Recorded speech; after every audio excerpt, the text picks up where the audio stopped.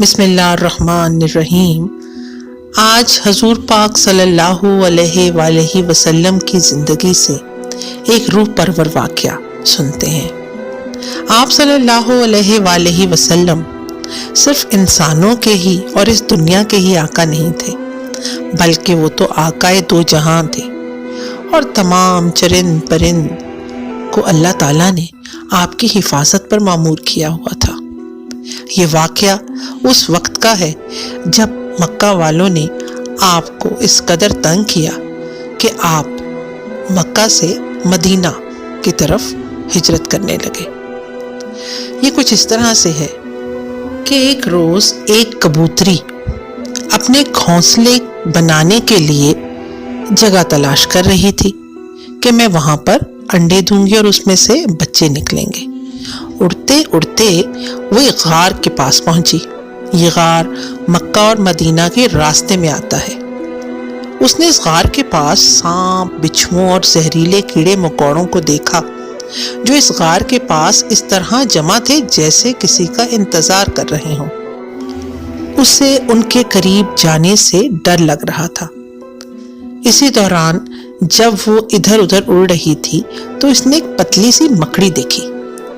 وہ اس کے قریب گئی اور اس سے پوچھا، یہ سارے سانپ وغیرہ کیوں جمع ہیں؟ تو اس مکڑی نے جواب دیا، انہیں مکہ کے ایک بڑے اژدہے نے حکم دیا ہے کہ وہ دو مسافروں کا راستہ روکیں۔ مکڑی سے اس کبوتری نے پوچھا، آخر یہ دو مسافر کون ہیں؟ تو اس نے جواب دیا، مجھے بھی معلوم نہیں، تم تو دور دور اڑ کر آ جا سکتی ہو، ذرا پتا تو کرو۔ چنانچہ وہ کبوتری اڑی اور کافی دور تک اڑتی رہی۔ آخر کار اسے دو مسافر نظر آئے۔ اس کی خوشی کی کوئی انتہا نہ رہی کیونکہ اس نے انہیں پہچان لیا تھا۔ یہ اکثر خانہ کعبہ آتے رہتے تھے۔ ان میں سے ایک ہمارے پیارے نبی صلی اللہ علیہ وآلہ وسلم تھے اور دوسرے ان کے قریبی ساتھی حضرت ابو بکر صدیق رضی اللہ تعالی عنہ۔ ان دونوں کے درمیان باتیں بھی ہو رہی تھیں جو اس نے غور سے سنی۔ وہ کہہ رہے تھے کہ انہیں کسی غار کی تلاش ہے جہاں نہ صرف وہ لوگوں سے چھپ سکیں جو ان کا پیچھا کر رہے ہیں بلکہ کچھ دیر آرام بھی کر لیں۔ جیسے ہی اسے بات معلوم ہوئی وہ اڑتے اڑتے غار کی طرف روانہ ہو گئی۔ ابھی وہ غار تک نہ پہنچے تھے کہ کبوتری تیزی سے آگے بڑھی اور سانپوں پر جھپٹی کہ اپنی چونچ سے انہیں ٹھونگے لگائے۔ دیکھتے ہی دیکھتے سانپوں نے اس کا راستہ چھوڑ دیا اور اپنے بلوں میں گھس گئے۔ اپنی بساط کے مطابق اس نے غار کو صاف کیا اور دونوں مسافروں کے متعلق مکڑی کو اطلاع دی۔ خدا خدا کر کے یہ دونوں مسافر آخر غار میں داخل ہو گئے۔ حضرت ابو بکر صدیق رضی اللہ تعالیٰ عنہ نے سانپوں کے تمام بلوں کے منہ کو بند کر دیا، صرف ایک بڑا بل باقی بچا رہا۔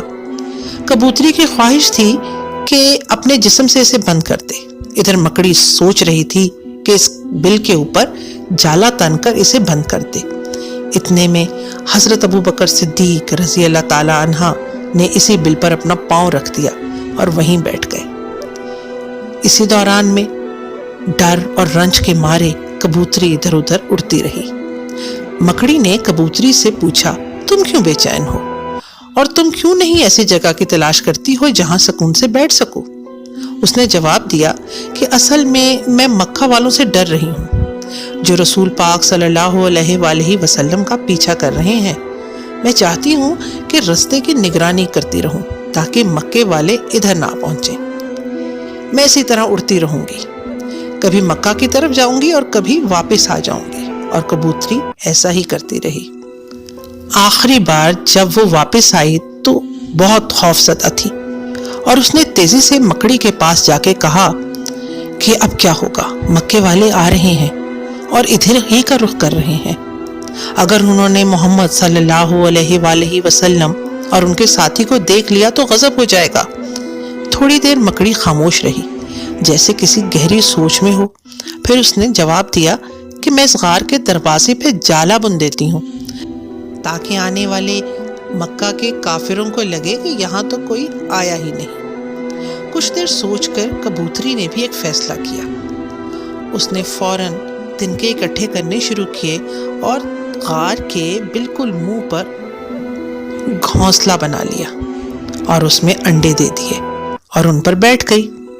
تھوڑی ہی دیر میں کافر آ پہنچے اور غار کے منہ کے باہر کھڑے ہو کر وہ گفتگو کرنے لگے۔ ایک نے کہا، کیا محمد صلی اللہ علیہ وآلہ وسلم اور ان کے ساتھ اس غار میں داخل ہو سکتے ہیں؟ کسی نے جواب دیا کہ ہو سکتا ہے۔ کوئی اور کہہ رہا تھا، دونوں اسی غار میں ضرور داخل ہوئے ہیں۔ ایک طرف سے آواز آئی، میں نہیں خیال کر سکتا وہ اس غار میں داخل ہوئے ہوں گے، کیونکہ یہ جگہ سانپوں سے بھری ہے۔ یہ بحث چلتی رہی، وہ داخل ہوں کہ نہ ہوں۔ اتنے میں ایک زوردار آواز آئی، ہم اس غار میں کیوں جائیں جب اس میں کافی عرصے سے کوئی گیا ہی نہیں؟ اس کے ساتھی پوچھنے لگے کہ تمہیں کیسے اندازہ ہوا؟ تو اس نے جواب دیا، ذرا دیکھو، غار کے دروازے پر مکڑی نے جالا بنا ہے، اگر کوئی داخل ہوتا تو جالا ٹوٹ جاتا۔ اور کبوتری کو دیکھو، اپنے گھونسلے میں انڈوں پر بیٹھی ہے، اگر کوئی یہاں داخل ہوتا تو کبوتری اڑ گئی ہوتی اور انڈے ٹوٹ جاتے۔ مجھے یقین ہے کہ کافی عرصے سے اس غار میں کوئی داخل نہیں ہوا۔ سب نے اس سے اتفاق کیا اور کہا کہ تم سچ کہتے ہو، اس جگہ پر دونوں ہی نہیں آ سکتے۔ اس کے بعد وہ لوگ قدم بڑھاتے ہوئے غار سے دور چلے گئے اور پھر نظروں سے اوجھل ہو گئے۔ جب ان کے قدموں کی آوازیں آنی بند ہو گئیں تو کبوتری اور مکڑی خوشی سے رقص کرنے لگیں۔ اسی دوران سانپ نے حضرت ابو بکر صدیق رضی اللہ تعالیٰ عنہ کے پاؤں پر ڈس لیا، مگر وہ وہیں بیٹھے رہے کہ نبی کریم صلی اللہ علیہ وآلہ وسلم ان کے زانوں پر جو سر مبارک رکھ کر آرام فرما رہے۔ ڈسے جانے کے باوجود حضرت ابو بکر صدیق رضی اللہ تعالیٰ عنہ نے بالکل حرکت نہیں کی کہ کہیں آپ صلی اللہ علیہ وآلہ وسلم کے آرام میں خلل نہ پڑے۔ شدت تکلیف سے حضرت ابو بکر صدیق رضی اللہ تعالیٰ عنہ کی آنکھوں سے آنسو گرنے لگے۔ جو ہی ایک آنسو نبی کریم صلی اللہ علیہ وآلہ وسلم کے چہرے پہ گرا، آپ اٹھ بیٹھے۔ جب انہیں معلوم ہوا کہ حضرت ابو بکر صدیق رضی اللہ تعالیٰ عنہ کو کیا تکلیف ہے، تو آپ صلی اللہ علیہ وآلہ وسلم نے اپنا لعب مبارک حضرت ابو بکر صدیق رضی اللہ تعالیٰ عنہ کے پاؤں پہ اس جگہ لگایا جہاں سانپ نے کاٹا تھا۔ حضرت ابو بکر صدیق کی تکلیف جاتی رہی اور یہ سب دیکھ کر کبوتری اور مکڑی بھی بہت خوش ہوئیں۔ تھوڑی دیر آرام کرنے کے بعد دونوں نے اپنے سفر پر روانگی کے لیے تیاری کی اور پھر دونوں مکڑی اور کبوتری تب بھی ان کی سلامتی کی دعائیں مانگتی رہیں۔ اس واقعے کا ذکر اللہ تعالیٰ نے قرآن میں بھی یوں کیا ہے، اے لوگو، اگر تم نبی کریم صلی اللہ علیہ وسلم کی مدد نہ کرو گے تو کیا فرق پڑے گا؟ آپ صلی اللہ علیہ وآلہ وسلم کی مدد تو اللہ نے کی ہے۔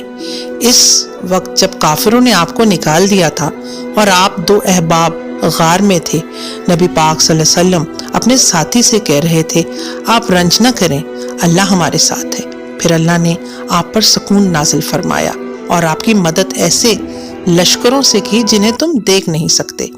اللہ نے کافروں کی بات کو نیچا دکھایا اور اللہ ہی کا بول بالا رہا۔